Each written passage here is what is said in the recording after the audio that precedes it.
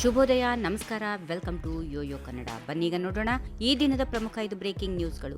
CM Siddaramaiah ಕೇಂದ್ರ ಸರ್ಕಾರದಿಂದ ರಾಜ್ಯಕ್ಕೆ ನಿರಂತರವಾಗಿ ಅನ್ಯಾಯವಾಗ್ತಾ ಇದೆ ಎಂದು ಆರೋಪಿಸಿದ್ದಾರೆ. ಈ ಪರಿಸ್ಥಿತಿಯಲ್ಲಿ ರಾಜ್ಯದಿಂದ ಆಯ್ಕೆಗೊಂಡಿರುವ ಬಿಜೆಪಿ ಸಂಸದರು ಮೌನವಾಗಿದ್ದಾರೆ ಎಂದು ಟೀಕಿಸಿದ್ದಾರೆ. ಇದೇ ವೇಳೆ ಮಣ್ಣಿನ ಮಗನಾಗಿ ಹೇಳಿಕೊಳ್ಳುವ ಕೇಂದ್ರ ಸಚಿವ ಎಚ್ ಡಿ ಕುಮಾರಸ್ವಾಮಿ ಏನು ಮಾಡುತ್ತಿದ್ದಾರೆ? ರಾಜ್ಯಸಭಾ ಸದಸ್ಯ ದೇವೇಗೌಡರು ಯಾಕೆ ಮೌನವಾಗಿದ್ದಾರೆ ಎಂದು ಪ್ರಶ್ನಿಸಿದ್ದಾರೆ. ನಬಾರ್ಡ್ ಹಣದಲ್ಲಿ ಕೇಂದ್ರ ಸರ್ಕಾರ 58% ಕಡಿತ ಮಾಡಿರುವುದರಿಂದ ರೈತರ ಸಾಲದ ಸಂಕಷ್ಟಕ್ಕೆ ಸಿಲುಕಿದ್ದಾರೆ ಎಂದು ಸಿಎಂ ತೀವ್ರವಾದ ಆರೋಪ ಮಾಡಿದ್ದಾರೆ.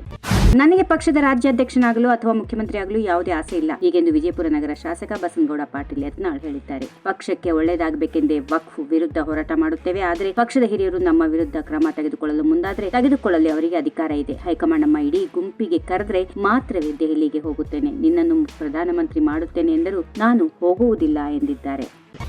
ರಾಜ್ಯದಲ್ಲಿ ಹಿಂಗಾರು ಮಳೆ ಬೆಳೆಗೆ ಹಾನಿಯಾದ ರೈತರಿಗೆ ರಾಜ್ಯ ಸರ್ಕಾರ ಸಿಹಿ ಸುದ್ದಿ ನೀಡಿದೆ. ಒಟ್ಟು 1.58 ಲಕ್ಷ ಹೆಕ್ಟಾರ್ ಪ್ರದೇಶದಲ್ಲಿ ಬೆಳೆ ಹಾನಿ ಸಂಭವಿಸಿದೆ. ಜಂಟಿ ಸಮೀಕ್ಷೆ ಪೂರ್ಣಗೊಂಡಿದ್ದು ಇನ್ನೊಂದು ವಾರದೊಳಗೆ ಪರಿಹಾರ ಮೊತ್ತವನ್ನ ರೈತರ ಖಾತೆಗೆ ಜಮಾ ಮಾಡಲಾಗುತ್ತದೆ ಎಂದು ಕಂದಾಯ ಸಚಿವ ಕೃಷ್ಣ ಬೈರೇಗೌಡ ತಿಳಿಸಿದ್ದಾರೆ. ಹಿಂಗಾರು ಮಳೆಯಿಂದ ಅಂದಾಜು 120 ಕೋಟಿ ನಷ್ಟ ಉಂಟಾಗಿದೆ ಎಂದು ವಿವರಿಸಿ ರೈತರಿಗೆ ತಕ್ಷಣ ಪರಿಹಾರ ನೀಡುವಂತೆ ಎಲ್ಲ ಜಿಲ್ಲಾಧಿಕಾರಿಗಳಿಗೆ ಸೂಚಿಸಲಾಗಿದೆ ಎಂದು ಹೇಳಿದರು.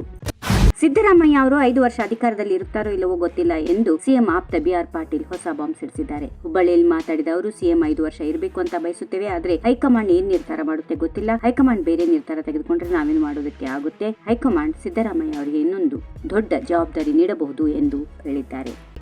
ವಿದ್ಯಾರ್ಥಿ ಜೀವನದಿಂದ ರಾಜಕಾರಣ ಮಾಡುತ್ತಾ ಬಂದಿದ್ದು 25 ವರ್ಷಗಳಿಂದ ಶಾಸಕನಾಗಿದ್ದೇನೆ. ನನ್ನ ಜನರಿಗೆ ಅನ್ಯಾಯವಾದಾಗ ನಾನು ರೆಬಲ್ ಆಗಲೇಬೇಕು, ಅದು ನನ್ನ ಸ್ವಭಾವ. ರೆಬಲ್ ಅನ್ನೋದೇ ನನಗೆ ಸಚಿವ ಸ್ಥಾನವಿದ್ದಂತೆ ಎಂದು ಶಾಸಕ ರಮೇಶ್ ಜಾರಕಿಹೊಳಿ ಹೇಳಿದ್ದಾರೆ. ನನಗೆ ಕಾಂಗ್ರೆಸ್ ಪಕ್ಷದಲ್ಲೂ ಅನ್ಯಾಯ ಆಗಿದೆ, ಬಿಜೆಪಿ ಕೆಲವು ಮುಖಂಡರಿಂದಲೂ ಅನ್ಯಾಯವಾಗಿದೆ, ನನ್ನದು ಹೋರಾಟದ ಬದುಕು ಎಂದಿದ್ದಾರೆ.